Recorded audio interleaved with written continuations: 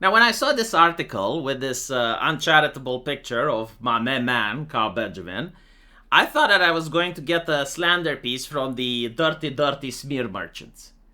But instead, the article is actually an interesting trip down the memory lane with a little bit of coping and seething in the end. So, nothing that's being said here is untrue, at least not from what I saw.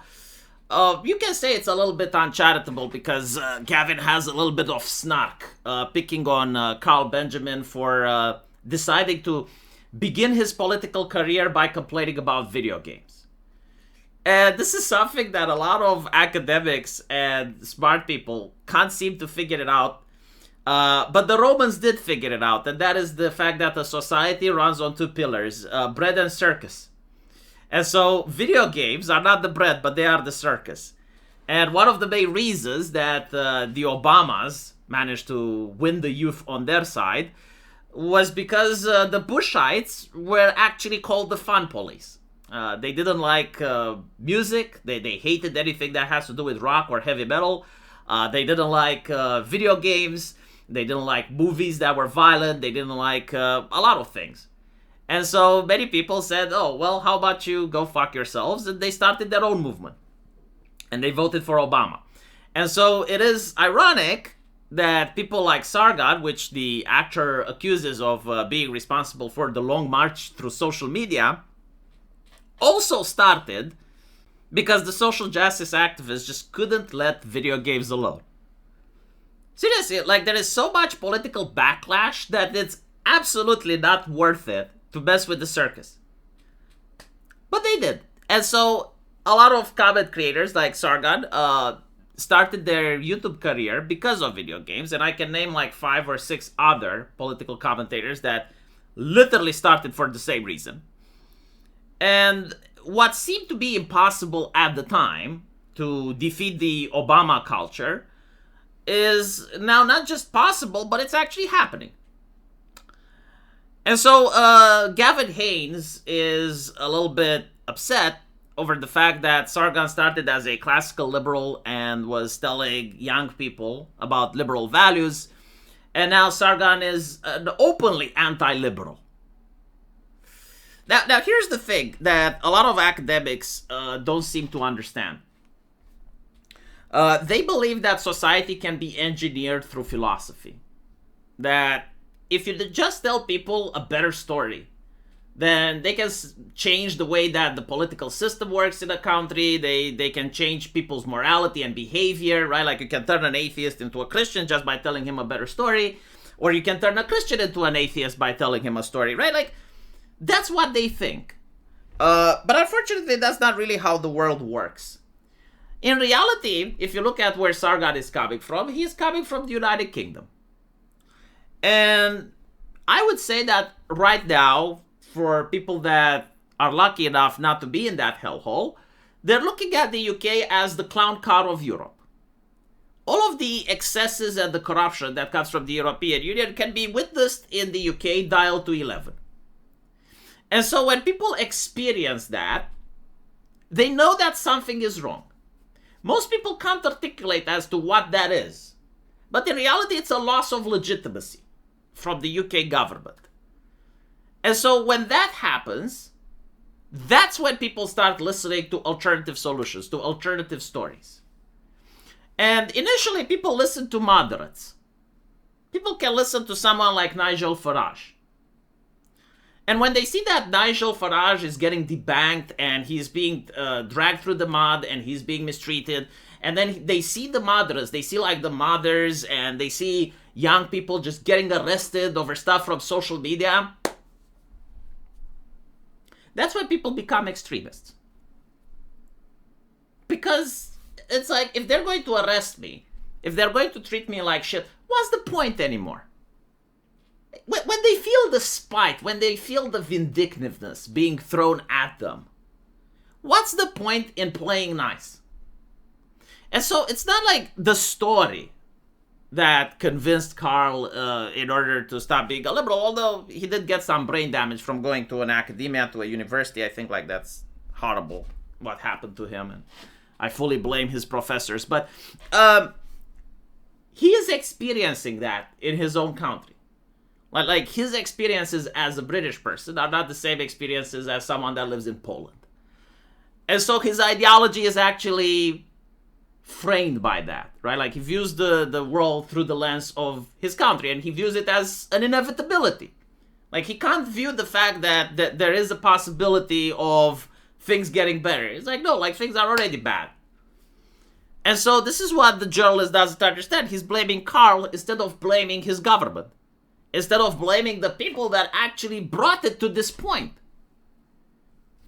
The people on the left, no one is saying that they couldn't grift. No one is saying that they couldn't do a little bit of leftism. But they went a little bit too far. They went so far off the reservation that now an extremist looks moderate by comparison. Nothing that Sargon can ever say on his channel, or even do, that's going to ever be more extreme than what someone like Hassan Piker is doing. Or someone like Destiny is doing. And that's why he's winning. That's why right-wingers are winning. And if you want right-wingers to lose, which, eventually it will happen, nothing lasts forever, they gotta be in power, and they have to start doing the excesses, not like the threat of them doing. No, they actually have to start doing excesses. They start making people feel oppressed. And that's when you're going to get the new Bill Clinton or the new Obama. But until then, you can just cope and seethe. Because like all of this shit is the responsibility of the people that were in charge. It's the responsibility of the left for mismanaging, going too far, pushing their ideology in places that they shouldn't be pushed, and of course fucking with the circus. There is something interesting though that I want to say before ending the video. Gavin Hayes here, he points out how social media is actually responsible for creating right-wingers. And it's correct, it is, but we need to ask as to why. Why is social media responsible for making right-wingers out of the young generation? Well, because everything else was left-wing. So, the education system, when you look at the schools and the universities, you would notice that they were more eager to teach kids about the LGBTs before teaching them about the ABCs. When you look at newspapers, all of them were left-wing. So much so that even reading a right-wing newspaper was considered the action of an uneducated and uncultural person that doesn't understand politics. If you found an article, even if it was true, if you found it on Breitbart, people would just say that, no, Breitbart is a conspiracy theorist website. Show me something from CNN, or show me something from BBC, which we see that now is being sued by the US administration. They were completely closed to the idea that there can even be an alternative viewpoint. And so you look at comic books and Disney and video games, all of them were pushing left-wing takes. All of them were pushing the idea that the straight white man is the evil of the world. And the only place where young people could actually get some answers as to why things are bad was YouTube. Right? At the end of the day, most cultural movements are like this. Most people, they don't have time to think about philosophy because they actually have lives that they need to attend.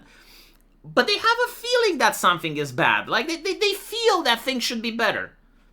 And they go to people that do have time to think of these things, like Carl Benjamin and other people, the skeptics they were called back then. And those skeptics explain to them exactly why things are bad.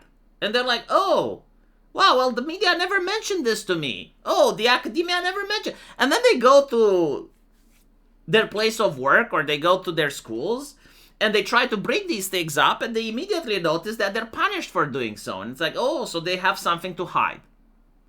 And that's pretty much how most authoritarian regimes end up breaking down, with a loss of legitimacy, right? And it requires for things to go bad. If things were good, if the UK was now the same way it was 10 years ago, Carl Benjamin with his ideology would have been treated exactly the same like Millennial Woes was treated in 2016. Just a fringe channel that, it's got some subscribers, but Is not going to meet with any politicians from the United Kingdom, is not going to be able to have enough money to start an actual professional studio and interview people. The left did this to themselves by fucking up the country, by fucking up the economy, by pushing things without people's consent, by importing refugees and using the taxpayer money in order to house them in expensive hotels. Doesn't look good on camera, right? And people want to know, why is that? And they read leftist newspapers, they talk to leftist people, no one tells them why that is. And then they go online and they see a Carl Benjamin that accurately explains it. Now, what's interesting, though, and this is something that I want to finish with, it's the fact that people don't really have critical thinking skills, from what I can see. Australia, for instance, is pushing for a legislation that would ban young people from using social media. And I saw like similar things in other European nations. And a lot of right-wingers, they say based. And I'm thinking, like, is it based, though? Like, if the only place that young people learned about politics and philosophy and got an alternative viewpoint that they were getting from everywhere else is now going to be something that they're not allowed to see. And the only place that they're going to get their news is from the BBC and the Guardian.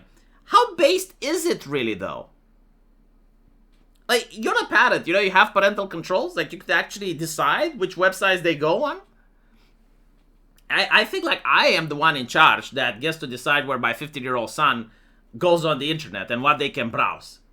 It's not the government. And by the way, like, I can also decide that my son, when he's 21 years old, he's mentally retarded, and he's not allowed to go on the internet, and he might listen to Hassan Piker. And while he's under my house, he's under my rules, right? Like, that would make more sense. But anyway, I guess this is where the internet is going to go. And right-wingers supporting the only thing that they had in order to reach the young generation is just a little bit bewildering. Still, I thought that this article was interesting. It was a nice trip down the memory lane, explaining how the internet blood sports era was like. It's a somewhat good read. And also, like, the seething at the end. It's like, oh my goodness, like, he doesn't like liberalism anymore. It's like, don't worry, you know, like, liberalism is not going to be dead. It's an ideology that existed for hundreds of years. Like, there's still going to be people carrying the torch. Just like conservatism is an old ideology, and all the others. It's a way that I view the world as a calendar, you know, and it has, like, spring, it has summer, it has autumn and winter. And it just goes through the cycles. And now we're at the cycle of winter, and we're going to wait for the spring. Let me know what you guys think, though. And as usual, I will see you in the comment section. Take care.